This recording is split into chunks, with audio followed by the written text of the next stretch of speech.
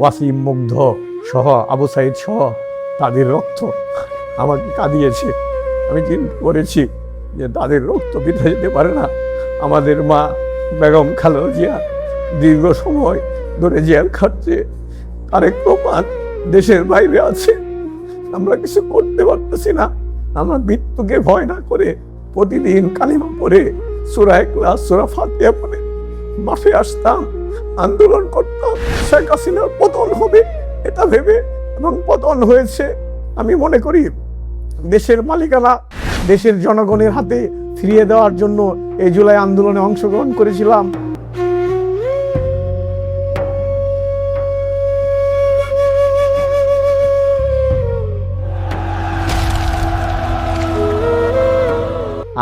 আমাদেরকে নির্দেশ দেওয়া হয়েছিল নেতৃত্বের আসনে ছাত্রদলের কেউ আসতে পারবে না, জেনারেল ছাত্রদের থেকে নেতৃত্ব দিবে।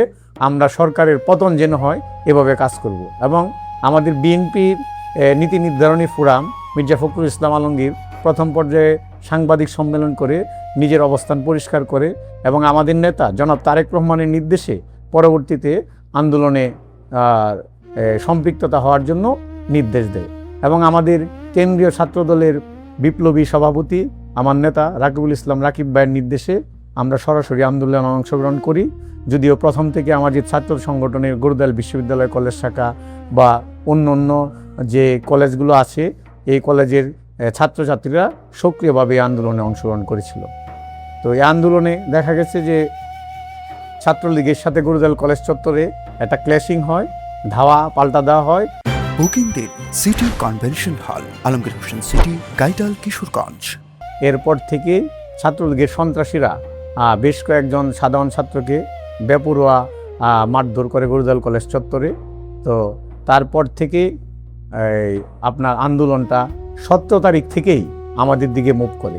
আমরা এটা আমাদের দিকে নিয়ে যাই। আমরা বলি যে আজিমুদ্দিন স্কুল চত্বর থেকে আন্দোলন হবে এবং আমাদের বেনু হবে পুরান থানা থেকে গৌরঙ্গবাজার পর্যন্ত। এই এরিয়ার ভিতরে যারা আন্দোলন করতে আসবো আমরা তাদের সকল ধরনের সেফটি দিব।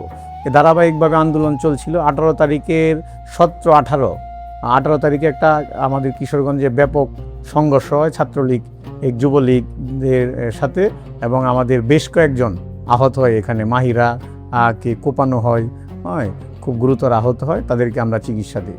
এভাবে আমাদের আন্দোলন চলতেছিল ধারাবাহিকভাবে। 17, 18, 19 তারিখ আমরা প্রতিদিন আজিমুদ্দিন স্কুল মাঠে একসাথে জড়ো হয়ে শহরের দিকে মুভ করতাম, পুরান থানায় বসতাম, গৌরঙ্গবাজারে বসতাম এভাবে। এবং দেখা গেছে এর ভিতর থেকেই এই আমাদের অনেক ছেলেপেলেদেরকে ধরা হতো। রাত্রে বাসায় পুলিশে রেড দিত, প্রায় 100-150 যৌথ বাহিনীর সদস্য গিয়ে বাসায় রেড দিত। এবং আমাদের এলাকা অনেকটা পুরুষশূন্য হয়ে গিয়েছিল, এই অবস্থা ছিল। পরবর্তীতে র্যাব আমাদের বাসায় যেত, বাসায় গিয়ে আমার মাকে বলতো যে আপনার ছেলেকে যদি পাই আমরা ক্রস ফায়ারে দিব। আম্মা অনেক কান্নাকাটি করতো। আমার প্রতিদিন এক এক দিন এক এক জায়গায় থাকতে হতো। আমি এমন কোনো জায়গা নেই, যে জায়গাতেই গিয়েছি ওই জায়গাতেই র্যাব আমাকে ধরার জন্য চেষ্টা করেছে। আমরা একটা কৌশল অবলম্বন করে আমরা চলেছি। যারা বলে যে ওই ছাত্রদল জুলাই আন্দোলনের কোনো স্টেক হোল্ডার নেই, আমি তাদেরকে বলতে চাই 18 তারিখের পরে এই আন্দোলনের নেতৃত্বই দিয়েছে রাজনৈতিক দলগুলো। তখন আর নেতৃত্ব ছাত্রদের হাতে ছিল না। সমন্বয়ক নামের যে ছিল সে শুধু একা আসতো, আর সকল লোক সব কিছু আমরা অর্গানাইজ করতাম, এবং জেলা বিএনপি আমাদের তত্ত্বাবধান করতো, এবং আমাদের ছাত্রদলকে স্পেশালি কেন্দ্রীয় ছাত্রদলের সভাপতি আমার নেতা রাকিব ভাই আমাদেরকে নির্দেশনা দিত, এভাবে সুমন তোমরা কাজ করো। আমরা এভাবেই কাজ করেছি।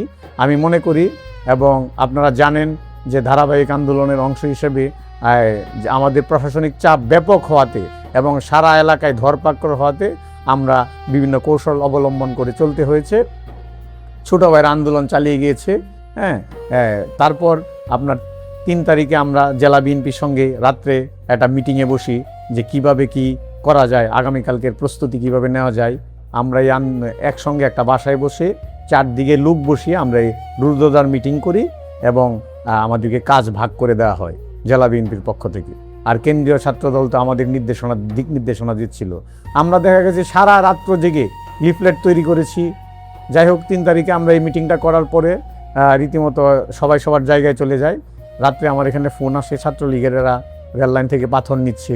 আমরা সবাই আবার আসি, এসে পুরান থানা পুরা জায়গাটা বিক্রি করি এবং আমরা অনেক পাথর আর বস্তা ভরে এটি বিভিন্ন জায়গায় রাখি। 4 তারিখ যথারীতি ছাত্র জনতার ব্যাপক স্রোত এবং যখন একটা সংঘর্ষ শুরু হয় ছাত্রলীগ, যুবলীগ এবং পুলিশের সঙ্গে, তখন আমরা এগুলো সাপ্লাই দিয়ে দিই এবং সাধারণ ছাত্র জনতা এগুলো তাদের অস্ত্র হিসাবে ব্যবহার করে। যথারীতি আমরা 4 তারিখেই মূলত আমরা কিশোরগঞ্জ ফেসিবাদ মুক্ত হয় এবং ফেসিবাদের সকল ধূসররা পালিয়ে যেতে বাধ্য হয়। আমি বলতে চাই, এই জুলাই আন্দোলন দেশের গণতন্ত্রকে শক্তিশালী করেছে, আধিপত্যবাদী শক্তির হাত থেকে দেশের স্বাধীনতা সার্বভৌমত্বকে রক্ষা করেছে। আসলে নুসরাত জাহান এমনিতেই একজন বিপ্লবী মেয়ে, দীর্ঘ সময় ধরে ছাত্র দলের রাজনীতিতে আমার সাথে সম্পৃক্ত, রাজপথে ও আমার সাথে বিভিন্ন জায়গায় আন্দোলন করেছে। আপনার 24-এর যে নির্বাচন ছিল, এই নির্বাচনেও ও অনেক আন্দোলনে অংশগ্রহণ করেছে। তো আমাদের যে অনলাইন গ্রুপটা ছিল, মেসেঞ্জার বা হোয়াটসঅ্যাপ গ্রুপ, নুসরাত, ফুরাদ এবং মুদ্দাসির এগুলো দায়িত্ব পালন করতো আর অন্যরা। এবার নুসরাতরা আসলে তাদের বাড়ি ছেড়ে আমাদের এলাকায় বিভিন্ন বাসায় থেকে আন্দোলন করেছে। এরা এত দুঃসাহসিক ছিল যে গুলির মুখে এরা বুক পেতে দিয়েছে। এবং আমি বলতে চাই, নুসরাতকে আমি বলি নুসরাত হচ্ছে কিশোরগঞ্জের জুলাই কন্যা, এবং শেখ মুদ্দাসিরকে আমি বলি যে ছাত্রদলের সমন্বয়ক এবং স্লোগান মাস্টার।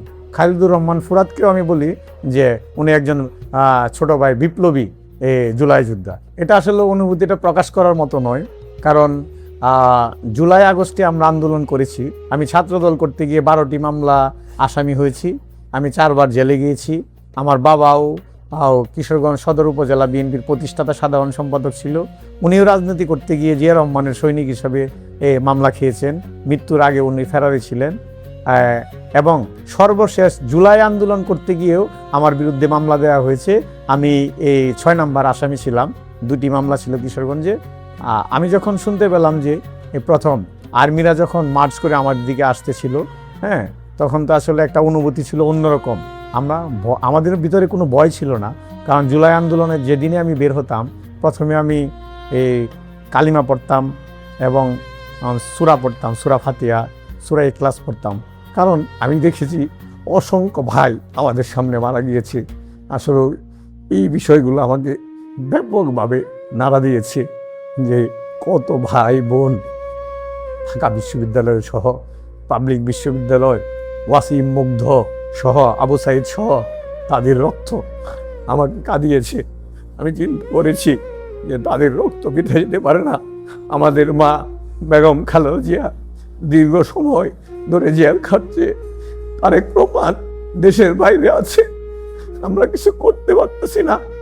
তাই আমরা মৃত্যুকে ভয় না করে প্রতিদিন কালিমা পড়ে, সূরা ইখলাস, সূরা ফাতিহা পড়ে মাঠে আসতাম, আন্দোলন করতাম। শেখ হাসিনার পতন হবে এটা ভেবে, এবং পতন হয়েছে। আমি মনে করি দেশের মালিকানা তারেক রহমানের নেতৃত্বে আমরা রাজপথে আন্দোলন করেছি। আমি মনে করি আমরা দেশের মালিকানা দেশের জনগণের হাতে ফিরিয়ে দেওয়ার জন্য এই জুলাই আন্দোলনে অংশগ্রহণ করেছিলাম। একটি নির্বাচনিক এই ব্যবস্থার মধ্য দিয়ে আমাদের দেশে একটি সুন্দর সরকার গঠিত হয়েছে। এর মাধ্যমে দেশের মানুষের আশা আকাঙ্ক্ষার প্রতিফলন ঘটবে, এই আশা আমি করি এবং এই সরকারের কাছে প্রত্যাশা করি জুলাইয়ের যারা শহীদ হয়েছে এবং যারা আহত হয়েছে তাদের চিকিৎসা, তাদের পুনর্বাসন করবেন এবং জুলাই যোদ্ধাদের প্রতিটি বিষয় আপনারা অক্ষরে অক্ষরে পালন করবেন। এটা আমার আর আশা থাকবে আমার আর নেতা এবং আমাদের প্রধানমন্ত্রী জনাব তারেক রহমানের কাছে।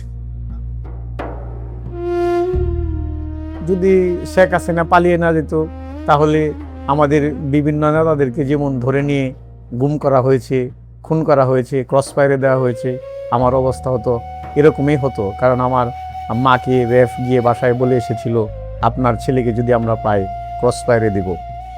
আমার মা প্রচুর কান্নাকাটি করতো। যখন আমার সাথে অন্যদের হোয়াটসঅ্যাপের মাধ্যমে যোগাযোগ হতো, তখন বলতো, বাবা কি করলি, তোকে র্যাব ক্রসফায়ার দিতে চায়, বাড়িতে এসে আমাকে এগুলো বলে যায়। আসলে এটা একটা অন্যরকম মুহূর্ত ছিল। আমরা চেয়েছি যে জুলাইয়ের স্মৃতি বিজড়িত আমাদের কিশোরগঞ্জের সবচেয়ে গুরুত্বপূর্ণ ভেন্যু পুরান থানা, গুরুঙ্গবাজার, যেহেতু পুরান থানাটি সবচেয়ে বেশি আন্দোলন হয়েছে, তাই আমরা চেয়েছি জুলাইয়ের এই স্মৃতিটাকে ধরে রাখার জন্য। এই জন্যই আমি চিন্তা করেছিলাম যে আমরা একটা নাম ফলক এখানে টাঙিয়ে দিই যে স্বাধীনতা চত্বর। আমি আমাদের মন্ত্রী জনাব আমাদের নেতা জনাব শরীফুল আলম এবং আমাদের কিশোরগঞ্জ 1 আসনের জুলাই আন্দোলনের নেতৃত্ব দেওয়া জনাব মাজহারুল ইসলামের কাকার কাছে, দুইজনের কাছে আহ্বান থাকবে এই কিশোরগঞ্জের পুরান থানায় এই যে আমরা একটা সাইনবোর্ড টানিয়েছিলাম স্বাধীনতা চত্বর হিসেবে, এটাকে যেন স্থায়ীভাবে স্বাধীনতা চত্বর হিসেবে ভিত্তিপ্রস্তর স্থাপন করে এখানে একটি 4-5 রাস্তা আছে, এখানে এটা একটা গোল চত্বর করে এটার নাম দেওয়া হোক স্বাধীনতা চত্বর।